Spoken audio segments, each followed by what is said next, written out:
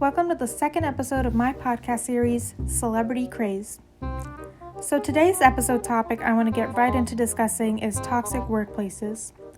Specifically, toxic workplaces that pertain to celebrities running their own businesses.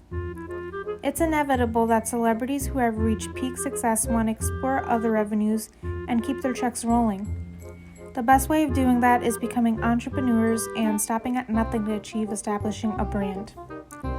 If I had a stupendous amount of money, more than I knew what to do with, I don't doubt that I would venture into creating a business to possibly pursue a passion or possibly cure my boredom.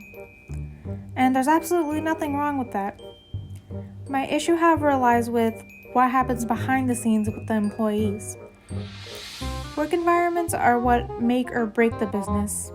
A healthy work environment consists of eliminating frustration, eliminating stress, no safety hazards, supportive employers, transparent communication, recognizing employees' hard work, acknowledging the employees, making employees feel comfortable, and positive reinforcement for the work employees put in. Just to name a few. Now, I'm going to bring up two celebrities who absolutely disregard a healthy work environment for their businesses, and you could decide amongst yourselves who's the bigger ignoramus. My first honorable contestant would be talk show host Ellen DeGeneres. This has not been a good year for Ellen. It hasn't been a good year for any of us, but for Ellen, she's been through it this year. I can't imagine having your whole persona being called out as completely artificial and in reality the complete opposite of what you claim you are. If you don't already know, Ellen prides herself on being nice and a friend to everyone. Her whole perfect persona of being a charitable person and all-around do-gooder was always adored by the public, so much so that she was praised for it for years. Although there have been rumors about how there was more to Ellen than meets the eye, it wasn't until this year that people started to listen once there were many shared bad experiences with being around and working for Ellen. The downfall of Ellen and her talk show all started with the viral tweet made by comedian Kevin T. Porter, who asked for others to talk about their experiences with Ellen, who was one of the meanest people alive. Much to Ellen's misfortune, the response was long and never-ending. Because there were so many stories that came to light, I'm going to try my best to highlight the ones I felt should be mentioned and are important to talk about. Current and former employees alike had come forward about how they faced racism and fear working at the talk show. A black woman who used to work at the show shared with BuzzFeed News how one of the main writers told her, "I'm sorry, I only know the names of the white people who work here." This is one of the many racist comments she experienced and has confronted management, but they ultimately did nothing. This led to her quitting. Another employee talked about how they got fired for medical leave after getting into a car accident and attending family funerals, which was verified by a few other former employees as well as the medical records. A quote from the former employee from BuzzFeed News states, "Some of the producers talk openly in public about addiction and mental health awareness, but they're the reason there's a stigma. They definitely don't practice what they preach with the be kind mantra." With these experiences from former employees I mentioned, it's a lot to take in, but for anyone who hasn't come to the unspoken conclusion, this is the very definition of a toxic work environment. Bad leadership, rapid employee turnover, discrimination, and power imbalances are all signs that can attest to that. The lack of concern for the well-being of the employees who have worked at the Ellen DeGeneres show revealed that there were a plethora of toxic employers. This not only puts employees in harm's way, but the business as well. Unfortunately, there are even more horrible things that have transpired at this company. There were over 30 former employees who reported sexual assault and misconduct from 3 of the top executive producers, who eventually ended up getting fired. After this was all revealed online and out in the open, Ellen DeGeneres received a great amount of backlash and had this to say in response to the premiere of the 18th season of her talk show. This summer, there were allegations of a toxic work environment at our show, and then there was an investigation. I learned that things happened here that never should have happened. I take that very seriously, and I want to say I am so sorry to the people who were affected. I know that I'm in a position of privilege and power, and I realize that with that comes responsibility, and I take responsibility for what happens at my show. This is the Ellen DeGeneres Show. I am Ellen DeGeneres. My name is there. My name is there. My name is on underwear. Yeah, I've got many comments to this that I don't even know where to start. I guess I'll start with how this apology could have only been more insincere if Jimmy Fallon himself gave the apology. Talk show hosts do not get enough credit for their acting.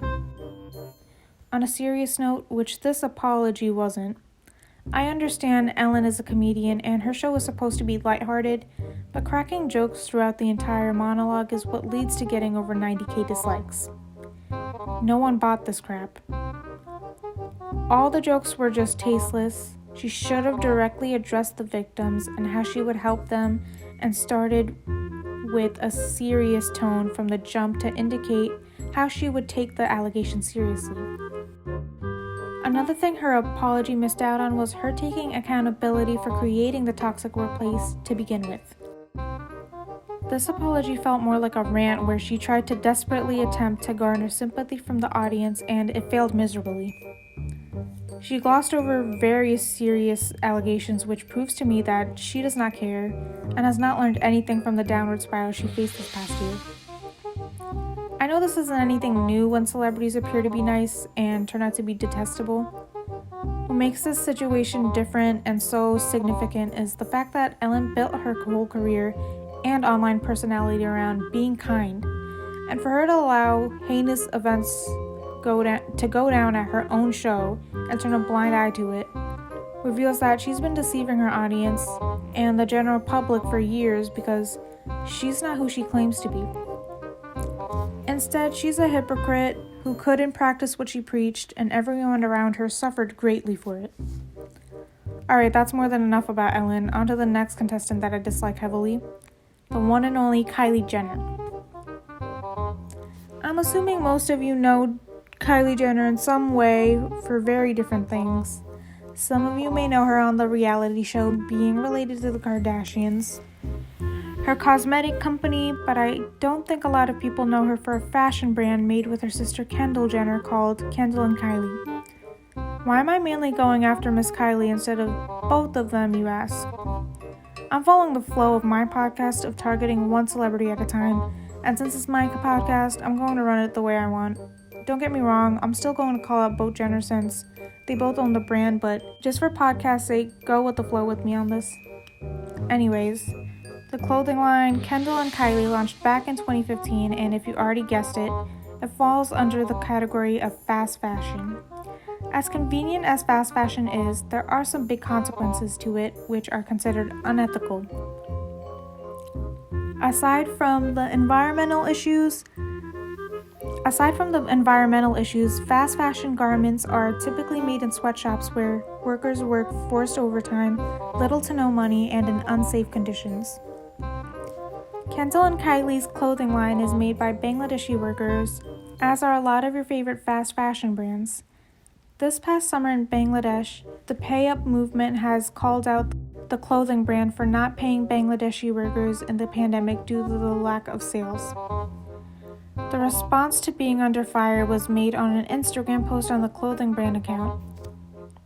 Remake, a non-profit organization against exploitation in fashion, responded to the post by stating, "To this we must ask, do Kendall and Kylie know who their suppliers are? And can they confirm that the women who sew their clothing line have been paid during the coronavirus crisis? Until we receive clear answers from the Kendall and Kylie team and are given proof that they paid garment makers, we will continue to investigate. We've also invited the Kendall and Kylie team to dialogue with us to learn more about the women who bring their label to life." Now, this type of situation has not been unheard of, and certainly has been an ongoing issue where factory workers are treated as if their lives are disposable. One of the biggest principles to uphold in a business is compensation for the work and services employees put in. For the company to deny and actively work to solve the issue is flat out inhumane. For the company to deny and not actively work to solve the issue is flat out inhumane. For this to still continuously be swept under the rug has become a humanitarian crisis that is yet to be addressed by not only this brand, but several others. I know I said I'd let you guys decide who the bigger ignoramus is, but I'm going to decide for you. It's a tie. Both contestants could collect their clown shoes and nose to match for handling their businesses in the absolute worst way imaginable. I think the common denominator here, aside from both businesses being run by celebrities, is that neither of them are as involved as they should be as owners of their respective businesses. Both Ellen and Kylie have claimed to be unaware of what's been happening within their companies, which raises the question, should you really be running a business if you're not involved and aware of the conflicts happening? It's okay. I know Ellen and Kylie are a bit busy to answer at the moment, but I can wait. Just to conclude this episode, toxic workplaces exist all around the world. I'm bringing up these two events in relation to the overall topic of my podcast series. I just want to state that just because they're celebrities, it does not give them the right to act as if they can get away with adding on to the existing issues. They're not any different from other business leaders, and their statuses can't save them from avoiding these problems forever. I've talked your ears off enough. Thanks for tuning in to this episode of Celebrity Craze.